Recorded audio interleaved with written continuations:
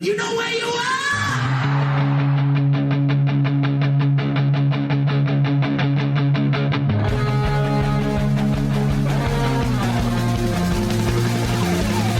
This is Appetite for Distortion.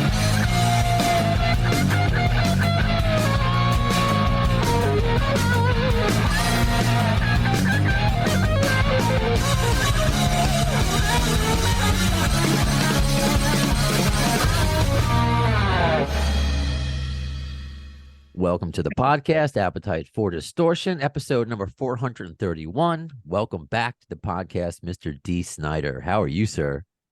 I am living my best life, man. So I have no complaints. That's great. Well, I mean, even no complaints, because you can say, and you do say whatever you want, and it's always been that way. Well, yeah, I mean, I will speak up, and I will go. And that's Brandon. That's kind of the tough thing. What's going on in the world really doesn't affect me. I mean, I'm a rich white guy, rich old white guy, rich old retired white guy. I'm sitting in my house in Belize on the Caribbean. I've got a house in LA. So whatever craziness, I'm not affected, but others are. And I can't take that position that just because I'm okay. Yeah. That I'm not going to say anything. I'm going to shut up. Okay. And people got to realize just because you're okay, have a little social consciousness and awareness that there are others in the world who are dealing. Just because you're a dude who's had your kids already doesn't mean it's cool that women's right to choose has been taken away. Agreed. Okay. Agreed. It's not acceptable. Speak out, step up, say something, acknowledge that it's wrong. There are people who are trying to roll back the clock. That's not acceptable, even if it doesn't affect you. So I'm living my dream, but I've got to speak up. And that's why I've admired you for so long, in addition to just being a rock and roll fan and both of us being from Long Island. Let me ask, because I just turned 40. I don't mean to make you feel old, but I was 2 in 1985 at the PMRC. But I grew up with the legend of that, Dee Snider. This is the days when VH1 and MTV were always showing highlights of that on TV, and you and Frank Zappa. So can you properly explain what that's like to someone who was not living during that time? Because I just feel like without you, maybe I wouldn't have this podcast, certain things. And if you can, when you got out of maybe the car that morning, who was staring at you? Were you nervous? Did you go in there with the confidence that you have now? What was it like? Well, first of all, it was a decade of decadence. And you're in the forest, you're not seeing the trees. It was a Reagan era.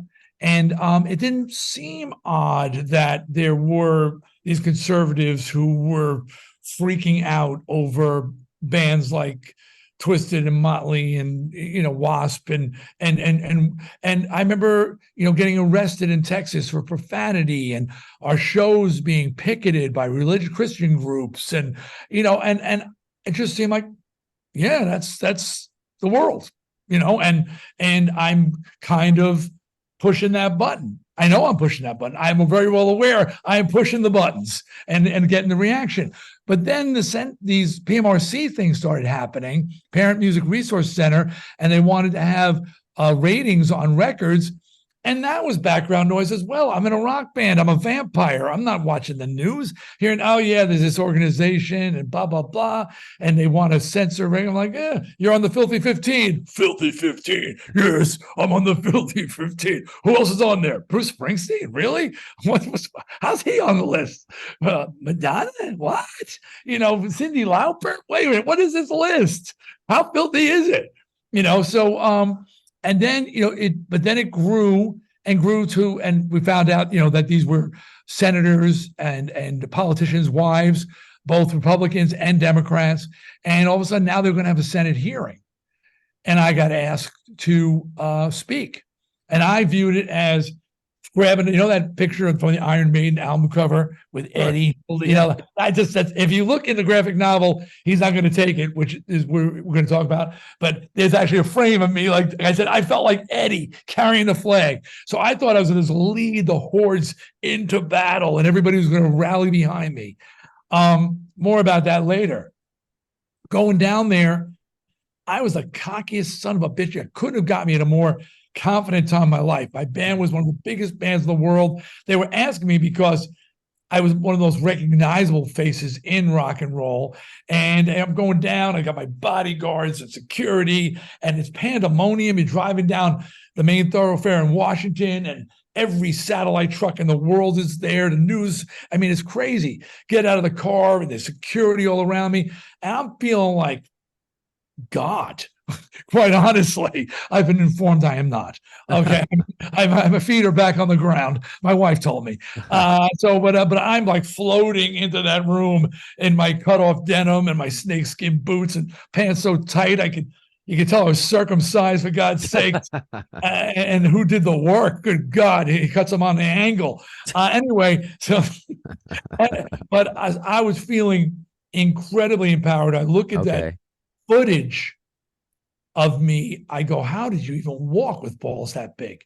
This said, and I'll be honest, it talks about it, and he's not going to take it.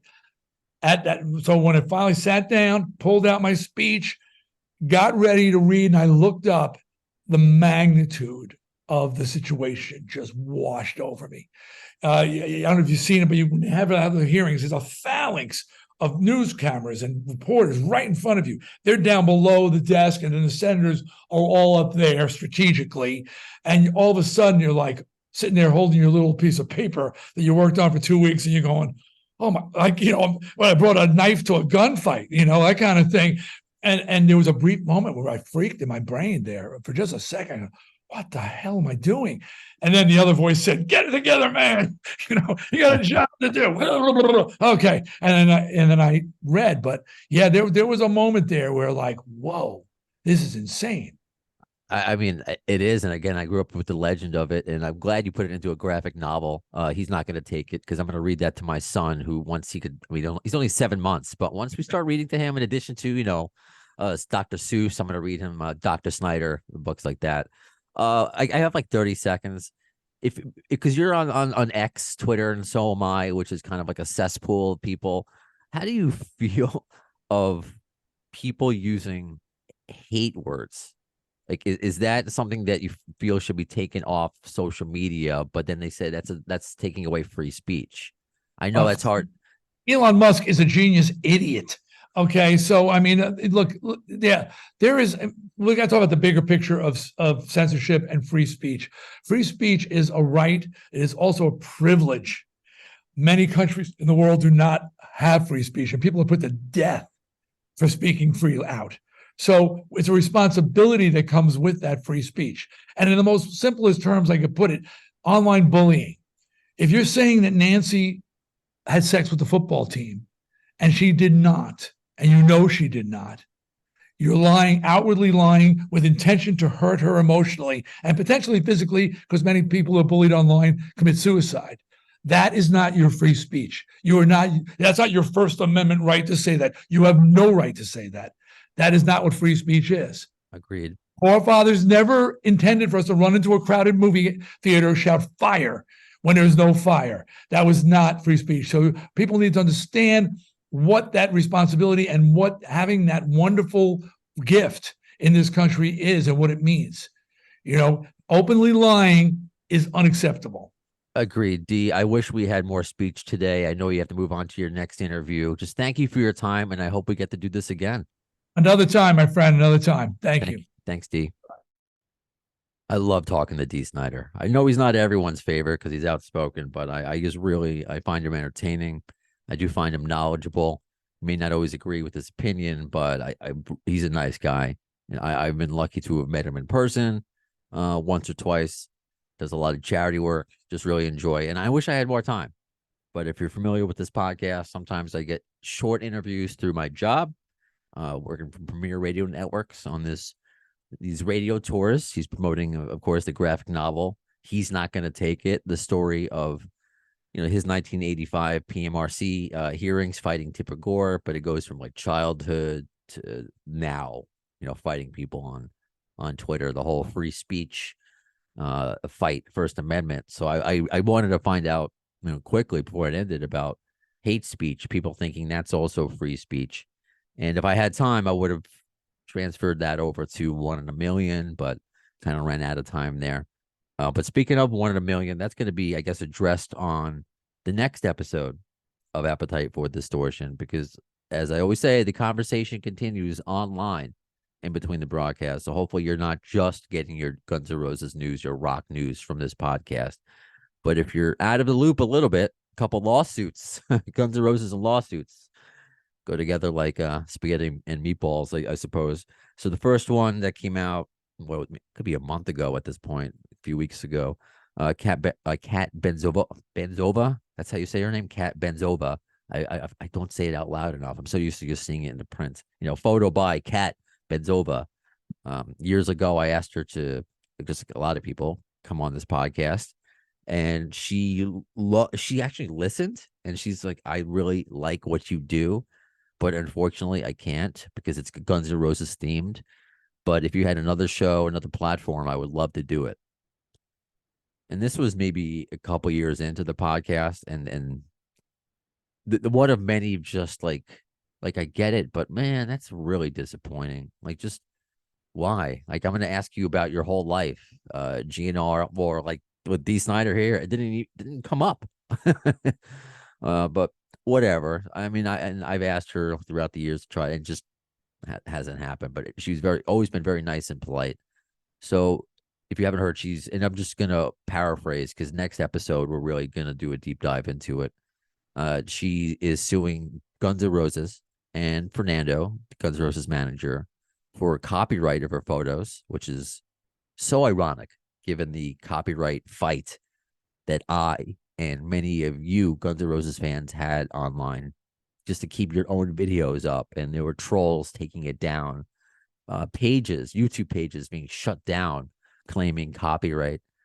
And us I mean, I don't even want to go back. That was like a dark time with many dark times with Guns N' Roses fans, but that was one of them. So it's just ironic that they're being sued for copyright. But she alleges that she was sexually harassed on numerous occasions by Fernando. As of now, I believe her, and I say that because I just keep an open mind. I am not a judge.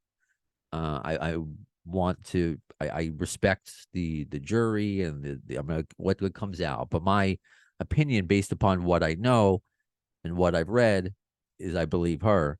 And I also don't want to be. I'm aware I don't want to be biased just because I've been denied any more current Guns N' Roses interviews, even though I've had Dizzy on, I've had Richard on, I've had Frank on. Melissa wants to come on, but Fernando told them no more. Yeah, that hurts and it's frustrating, but in no way does that transfer into me rooting for Fernando to get into some serious life trouble. I mean, that's a completely different thing. I can be vindictive, but I'm not evil.